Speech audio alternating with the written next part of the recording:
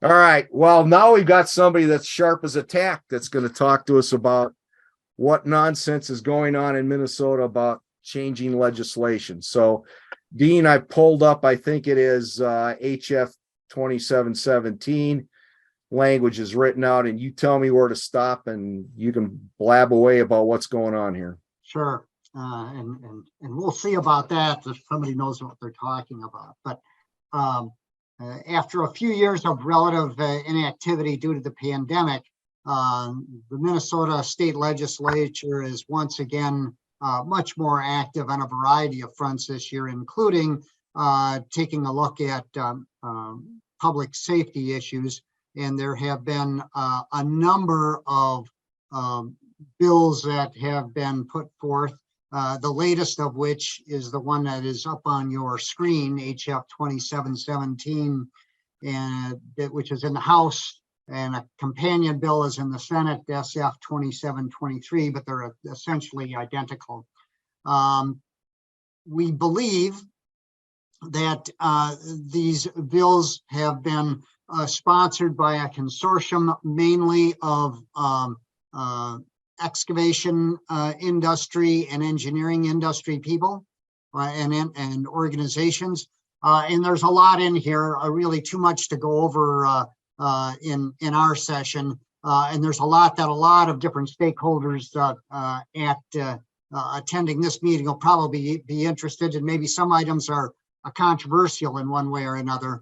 It really wasn't my intent to address those, but rather just talk about three items that are proposed that I think that the group is interested solely from the perspective of the underground utilities mapping scheme. So the first is that first underlined section, that subdivision 7A, where for the first time the term locate would be defined in the statute. And what's important, I think, from our perspective is the way that the sponsors are attempting to hone in on the requirements of a locate, in particular, the requirement that not just the line, but any attendant structures also be located, like manholes, pedestals, bends, laterals, and so forth, all within a plus or minus 2 foot tolerance. I know that this provision was controversial with regard to a couple of facility operators I discussed it with. I really don't have much background other than that, except that even if this doesn't pass, discussions like this continue to highlight the perception of the growing importance from the engineering and the excavator sides of the industry for accurate maps. Second item is in section 2 and also further down, where there is a update in the ASCE standard, now 38-22. Last time it was, or when it was created, I think was in 2002. And if you were to scroll further down, Steve, I think you'll see a section that indicates that when plans, there's a plan request for excavation, there you are in section 5, that when plans are submitted in response to that design request, that they are supposed to indicate quality level. They're really supposed to indicate quality level right now. At least I think that's inferred in the statute. But this is calling it out because, as we're being told many times, these plans don't indicate a quality level. So again, greater importance being allocated to the notion of what is the quality of the maps and can we get them improved. And then finally, let's see, if you scroll down a little further. Oh, there you are, Steve. So down in item H, the proposal is that beginning in 2025, operators would be required to use GPS or some substitute technology to develop as-built drawings of newly installed, improved or repaired facilities. is another item. I think this was initially brought up in a 2020 bill proposed by the Association of General Contractors of Minnesota.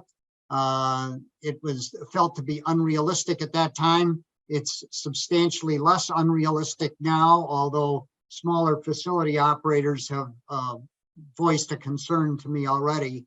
And Steve and others have talked about that being an issue that needs to be addressed, maybe in part by this group. So any questions? Yeah, Dean, this is Brad. So the groups that I represent, one of them is Minnesota 2050. That's a consortium of 17 professional organizations, all city engineers, county engineers, ASE, go right on down the alphabet soup, MnDOT, et cetera. There's been quite a bit of action over at the legislature from an asset management point of view. So we've actually testified over there on, well, 3 occasions, and there's a 4th thing happening. Now, I'm not aware of this. So, what committee did this go through? Do you know? I don't know that this has had a committee hearing yet. And we've been advised at least the House version will not have a committee hearing this session. So this is a longer term issue to put the concepts in play. I don't think that the sponsors expected this to pass this session. Okay, because I'm not being critical of what this is. I'm just saying I'm a little surprised at this, that at least people over on our side of the world are totally unaware of this. So what I'm going to do is we're going to share just this information and maybe this video right here, so that those groups at least know that it's lined up. Because from an infrastructure point of view, there's actually quite a bit happening over at the legislature this session. There's a brand new infrastructure committee at the House level. And that was what I was curious, if that's the group that's taken the lead on this thing. So I think there's receptive people to hear this message, if that's maybe what I'm telling you. These bills that are in the House, I believe these usually start in the Transportation Committee, and then they'll go through Judiciary. If there's a reorganization and a new Infrastructure Committee, it would certainly seem appropriate. But again, I have to say that this bill, I don't know if Steve has the introduction date here, but I believe that this bill was just introduced at the beginning of March. Okay, I see. Actually, So I see Frank Hornstein. I see Frank Hornstein's name on this, and so he's active, obviously, in this area. So he is aware of this. Okay. Hey, Dean, can you copy and paste that link on the previous page on the chat? Travis, are you looking for the what he was on before, the next, right here? That one there, yeah. Or is that you doing that, Steve? Yeah, that's me causing trouble. Yeah, if you don't have it, I can send it to Travis. So one more time, Dean, you think this is all preliminary? Nothing will actually happen this year? No, and we've been informally advised by one of the sponsors. I don't know whether it was Representative Hornstein or somebody else, but they were hoping for a lot more industry discussion. Okay, so yeah. I think your group will be very timely, and I think your insights will be appreciated.